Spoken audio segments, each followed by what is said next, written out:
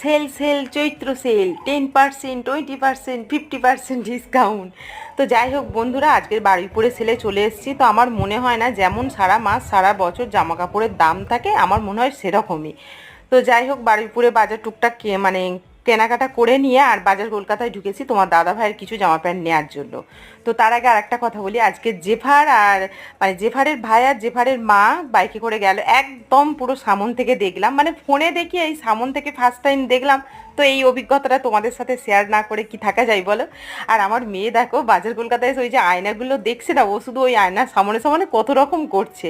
আবার ওই দেখো একটা বন্ধুও করে নিয়েছে, ওর বয়সই হবে মনে হচ্ছে।